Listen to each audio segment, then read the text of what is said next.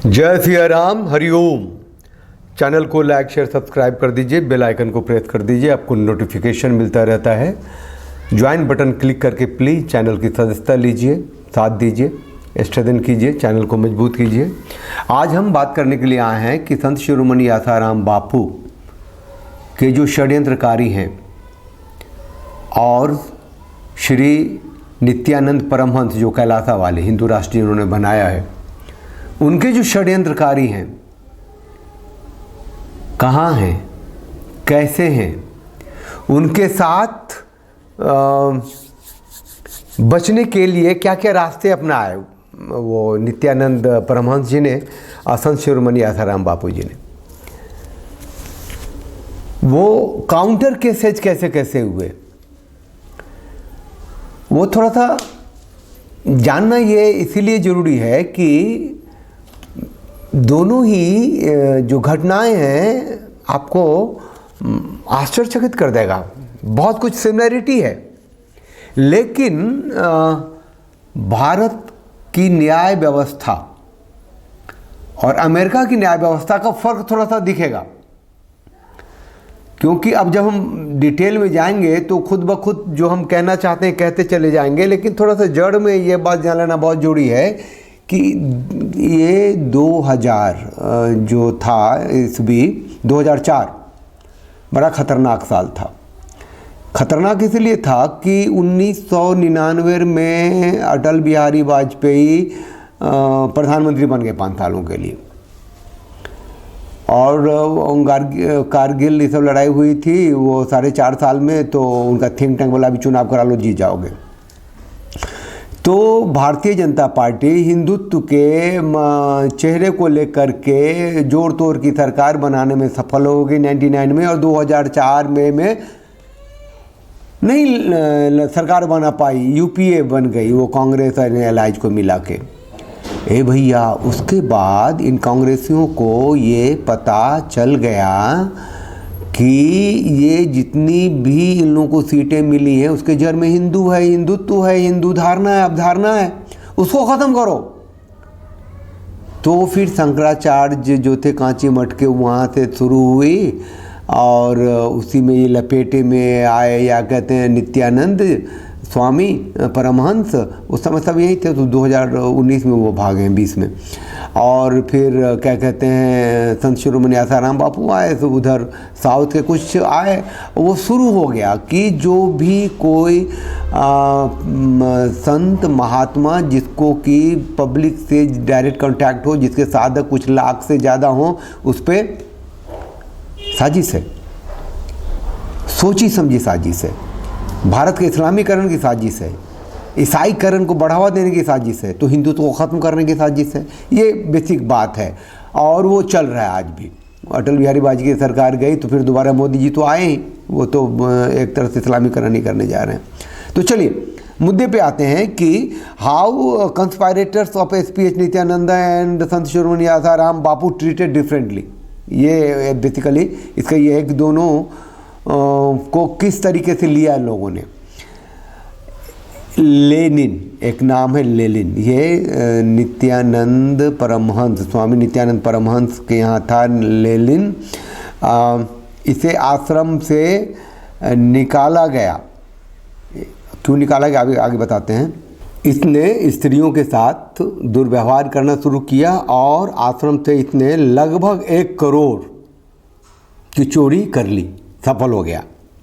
2005 में ये बंदा लेनिन है ना, 2005 में ये नीली पीली फिल्में बनाता था, पॉर्न फिल्में, है ना। और पुलिस से बचने के लिए इसने रास्ते ढूंढने शुरू कर दिए थे कि कहाँ कहाँ रहूँ, कहाँ कहाँ बचूँ। ये एक काम करता था magnetic beds for sexual pleasure, उसकी भी मार्केटिंग करने लग गया था। बड़ा दिमाग से बहुत फर्टाइल था। और इसे अभी मतलब जो डिटेल में अंदर जाऊंगा अभी बताऊँ, इसे कई बार कई जगह पे गिरफ्तार किया गया, बेल मिला और भागा। कर्नाटका चार्ज विथ, इसको कर्नाटक में इसके पास जो अपराध जो चार्ज हैं, आरोप हैं, रेप का है, एक्सटॉर्शन का है, कंस्पायरेसी है, क्रिमिनल इंटीमिडेशन का है। ये वही है, दुष्कर्म का है, उगाही का है, षड्यंत्र का है और आपराधिक मामले भी हैं, धमकी देने का भी है इसके ऊपर। अच्छा, इसको arrested after the denial of bail. 2012 में इसको बेल उल नहीं मिला तो एक बार गिरफ्तार भी हुआ था, आजकल भागा हुआ है। कॉग्निजेंस लेते हुए highness crime, rape, extortion, criminal intimidation perpetrated by the anti-Hindu forces has issued a non-bailable warrant against the lawyer Sridhar, one of the conspirators against the Sri Nityananda Paramahansa and Kailasa। वकील का नाम था श्रीधर। इसके ऊपर कितने charge थे, है ना? रेप के थे, एक्सटॉर्शन के थे, क्रिमिनल इंटिमिडेशन का था, षड्यंत्र का था। इसके ऊपर नॉन बेलेबल वारंट वहाँ के कोर्ट ने जारी किया और ये सब कुछ इसने किया था ये कैलासा संत नित्यानंद परमहंस को बदनाम करने के लिए। अब मैंने कहा कि किस तरीके से संत शिरोमणि आसाराम बापू के षड्यंत्रकारी और नित्यानंद के षड्यंत्रकारी को देखा गया उनके पावर के द्वारा, शक्ति के द्वारा। जो संत शिरोमणि आसाराम बापू के साथ जो शक्तियां हैं, जो उनको बचाती हैं, जो उनसे निर्मित हैं, ऐसी शक्तियां सबके पास होती हैं। एक इंडिविजुअल के पास भी होती है ना, उसके बेटे होते हैं ना, बच्चे होते हैं, बेटियां होती हैं, बहू होती, जो फैमिली होता है। संत के साथ साधक होते हैं और जब बड़ा हो गया तो आश्रम के लोग होते हैं। तो वो जो पावर है वो अपने इनेमी को, जो आपको बदनाम करता है, उसको कैसे देखता है, ये मैं अभी बात कर रहा हूँ। 8 फरवरी 2024 को श्रीधर को गिरफ्तार कर लिया गया। 7 फरवरी को 2024 की बात कर रहा हूँ मैं। 9 फरवरी 2024 को डीप फेक वीडियो बनाने के लिए षड्यंत्रकारी श्रीधर के साथी लेनिन को अरेस्ट किया गया। इसका मतलब ये दोनों साथ थे। 12 फरवरी 2024 को फिर एनबीडब्ल्यू हुआ। एनबीडब्ल्यू कहते हैं नॉन बेलेबल वारंट लेनिन के खिलाफ। फिर 13 फरवरी 2024 को recall of non bailable warrant against Lenin. लोग कोर्ट में तो भागे हैं, पड़े हुए हैं ना।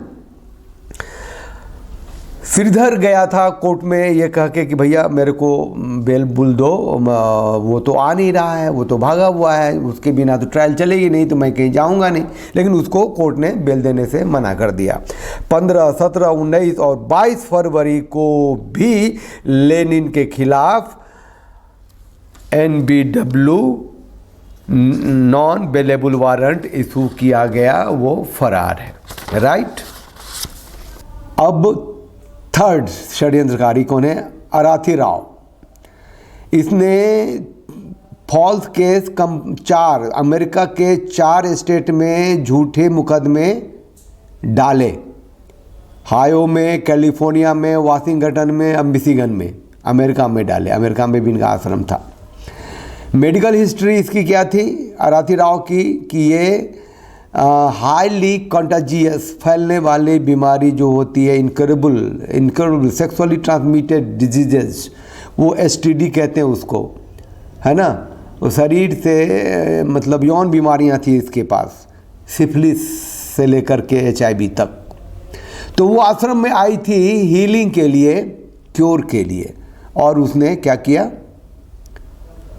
विक्टिम कार्ड प्ले किया और कह दिया 4 जगह, वो कह दिया कि जब से मैं गई हूँ और 4-5 साल हुए हैं, मुझे वो सेक्सुअल एक्सटॉर्शन, वो मतलब सेक्सुअली एब्यूज करते हैं, मेरे पास दुष्कर्म हुआ, दिस हुआ, दैट हुआ, रमाका डमाका 36 उन्होंने, 1-2 नहीं, अमेरिका के 4 स्टेट में कर दिए।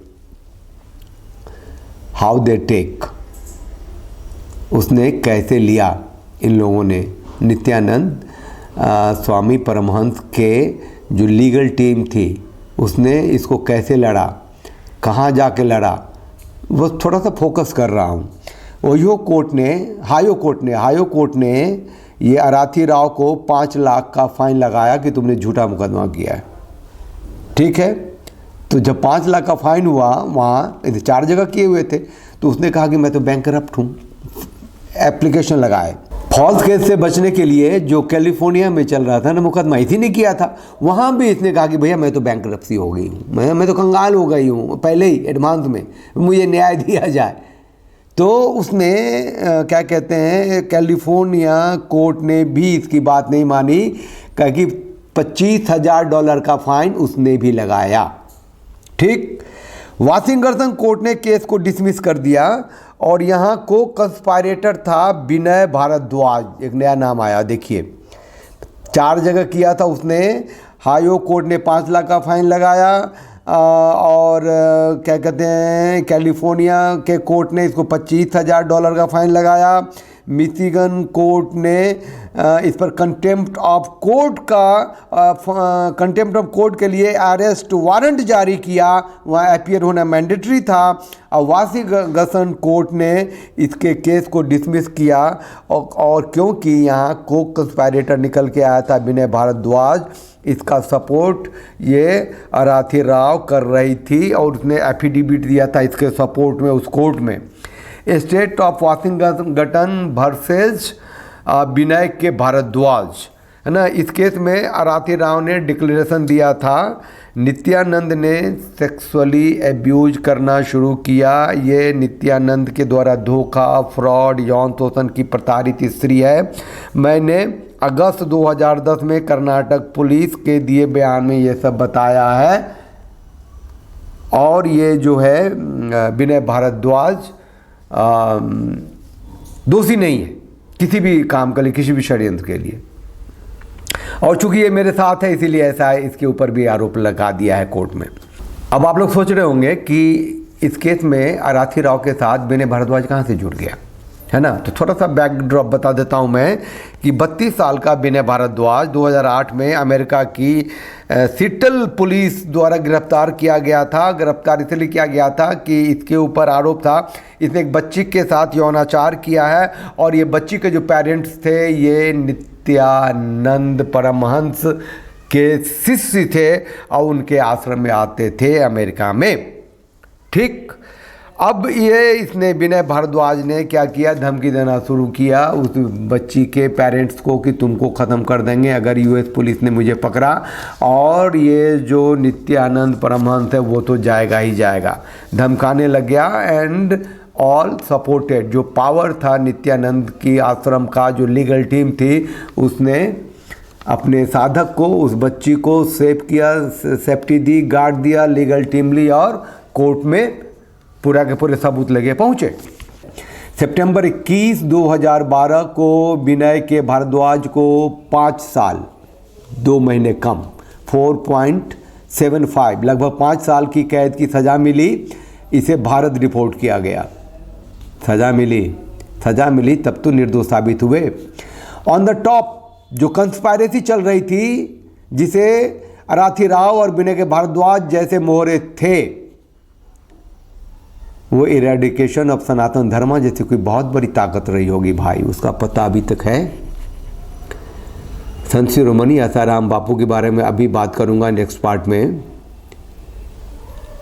तो मोहरे को तो सब जान रहे हैं, अल्टीमेट मोहरा कौन है, खेल कौन रहा है, ये जो खिलाड़ी कौन है, ये तो प्यादे हैं, ये तो मोहरे हैं, ये तो चाल चलने वाले हैं, उंगली किसकी जो उठा के रखते हैं।